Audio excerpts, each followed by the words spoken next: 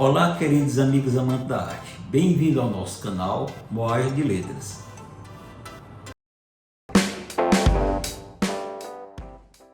Hoje vamos apresentar um dos clássicos da ficção científica, Blade Runner, do escritor americano Philip K. Dick, que é um dos principais escritores da contracultura da ficção científica, um escritor revolucionário nesse sentido. Esse livro, a princípio, ele foi publicado com o título aqui, Android sonha com ovelhas elétricas, quer dizer, um título muito pouco chamativo. E em 1982 virou uma adaptação cinematográfica por Ridley Scott, que é considerado um dos melhores filmes de ficção científica da história, que eles mudaram o nome, Blade Runner. Então o livro ficou também Blade Runner. A história se passa nos anos 90. É um cenário pós-apocalipse, depois da guerra nuclear Terminus, quando a raça humana foi praticamente extinta, não só a raça humana, como animais e vegetais. E na época a tecnologia, as pessoas mais ricas, de mais posse, eles migraram para colônias espaciais, porque na época já havia uma colonização espacial, a tecnologia era bem avançada nesse sentido, né? E principalmente Marte. E os pobres ficaram na Terra, né? Que era a Terra constantemente assolada por poeiras radioativas, né? Então os animais morreram e outros não reproduziam mais, né? Havia uma esterilização em massa. E um dos maiores status de cada pessoa era ter um animal vivo, né? Então eles tinham muitos animais elétricos, chamávamos replicantes, porque davam um status muito grande. E o personagem aqui principal é um policial, que é Rick Deckard. Ele é um caça-prêmio. Mas o objetivo dele é caçar androides que vivem da Terra de forma ilegal, né? Então ele recebe uma missão de caçar 6 androides que vieram de Marte, e eles mataram alguns seres humanos. Eles vieram para a Terra fugindo, né? Porque os androides eram fabricados como se fossem escravos da raça humana. E os androides eram tão bem feitos que eram fabricados por uma corporação Rosen, que eles assemelhavam em tudo ao ser humano e até ultrapassavam em vários sentidos, né? E o Rick Deckard, ele não era muito feliz mais com sua profissão, não, porque ele às vezes matava androides que ele gostava, que ele tinha assim afinidade. Por exemplo, um dos androides que ele caça é uma cantora de ópera, né? Quer dizer, de muito talento, e ele gostava de música de ópera, né? Mas era a função dele, e o objetivo dele era receber um prêmio por cada androide morto. Então ele pega lá seu carrinho, né? Na época os carros eram carros espaciais, né? Quer dizer, é uma tecnologia que nunca chegamos nem agora, né? Mas eles tinham, digamos, não existia celular, existia videofone. Você falava, vê na imagem lá da pessoa, né? E ele vai para a corporação Rosen. Ele quer informações desses androides, que são os supermodelos, que chama Nexus 6. Eles são mais aperfeiçoados do que os outros. E o risco de matar um androide, ou alguém que estava caçando, era, digamos, em vez do androide ser um ser humano de verdade, né?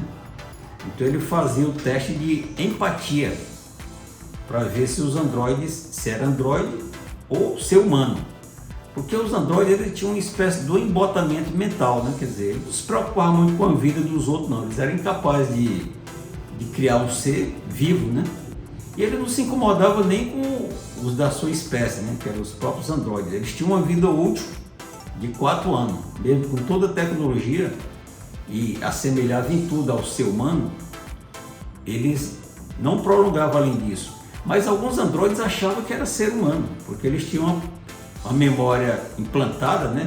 Uma memória falsa, como se ele tivesse mãe, pai, tivesse infância, adolescência, que na verdade eles não nasciam, né? Ele já saía pronto ali da fábrica, né? Da linha de produção, né?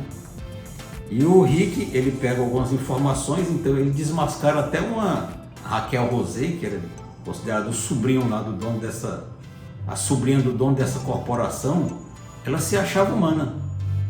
Mas ela tinha lá suas suspeitas, se não era androide também. O próprio Rick Deckard também tinha suas suspeitas, se era um ser humano ou androide, né? E ele tinha um casamento bem morno, né? Que a esposa dele vivia constantemente como se fosse dopada, porque existia o que a gente chama de caixa de empatia, né?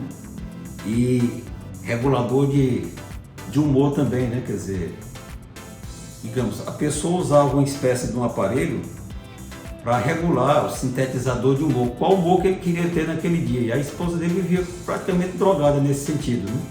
Então, se você queria estar muito alegre, ou mais triste, ou muito esperançoso, botava ali o dispositivo e passava o dia daquela forma. E ela tinha também uma caixa de empatia, que ela vivia em contato com Deus, Mercê. O mercerismo é um Deus criado lá pelo próprio escritor, né? E ele vai atrás desses androides, né?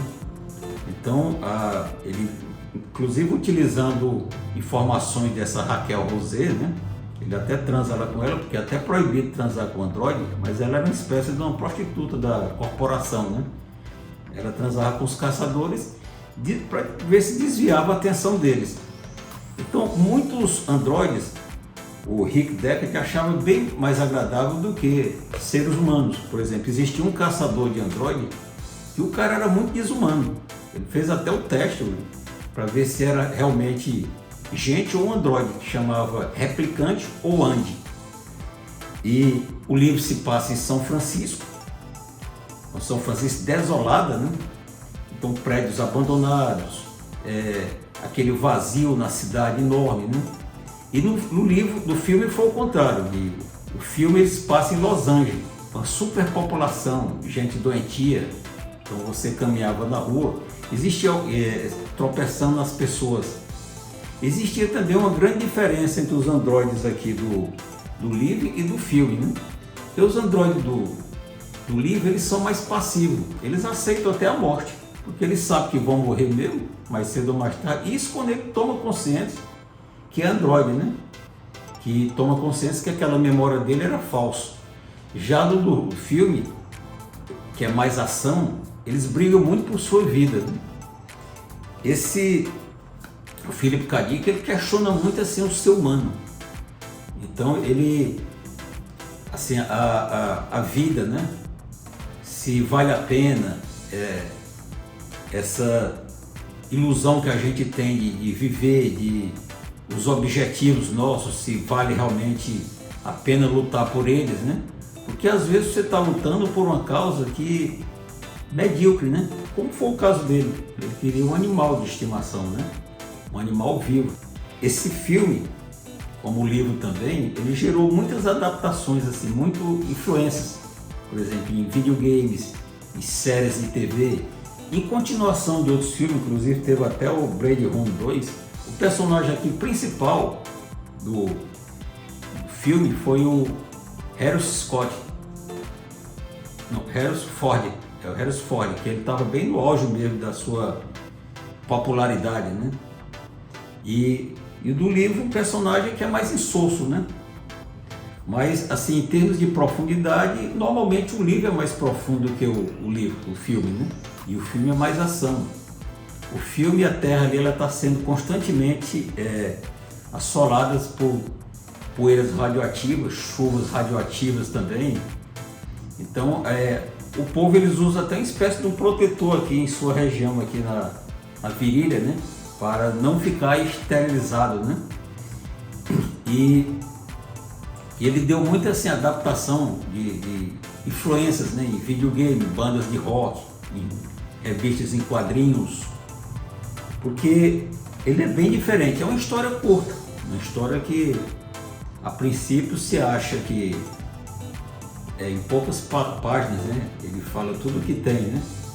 Mas a repercussão dela foi de uma forma que nem o escritor esperava e talvez nem o cineasta, o Ridley Scott, também esperava, né?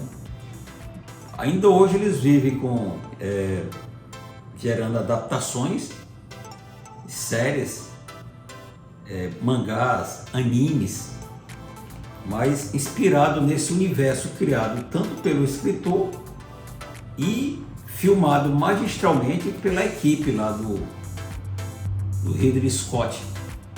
É um livro que vale a pena se rever, e o filme. Esse livro eu já li ele umas 2 ou 3 vezes. Eu sempre vejo aspectos novos que não tinha visto anteriormente. E o filme também é daqueles filmes que você assiste várias vezes e sempre vê também aspectos diferentes, né? Quer dizer, isso aqui é uma das características que mostra que a obra é boa, que a obra é duradoura, né? Ou imorredora, né? Porque uma obra, tem obra que faz muito sucesso naquele período, tanto o livro quanto o filme, mas ela fecha assim sem te dar nenhum pensamento, fecha a história, pode ser até de uma forma boa, magistral, que você gostou do final e tudo, mas não te deixa pensando, né? Não te deixa, você não sai dali com aquilo ali na imagem e sempre pensando em outras possibilidades. Isso aí é que caracteriza muito uma obra que fica e aquela que foi gerada só para consumo imediato. Então esse escritor, Philip K. Dick, ele morreu jovem, né? Ele morreu com AVC, ele usava muitas substâncias para varar as noites, os dias escrevendo. Ele chegava a escrever, ele escreveu o quê? Produziu mais de 40 romances e mais de 100 e tantos contos. Na época ele levava uma vida bem desregrada, né? Casou várias vezes, vivia muito pobre, né? E depois de Blade Runner, vários contos dele e romances foram adaptados ao cinema e alguns deles viraram clássico do cinema, né? Então é alguém que a sua fama, apesar de ter tido fãs na época que era vivo, aumentou muito depois da sua morte e só tende a aumentar, né? É um escritor que eu recomendo para vocês. Desde já agradeço a visualização do nosso vídeo, deixe um like, faça sua inscrição e vamos compartilhar muitas ideias interessantes em nossa jornada.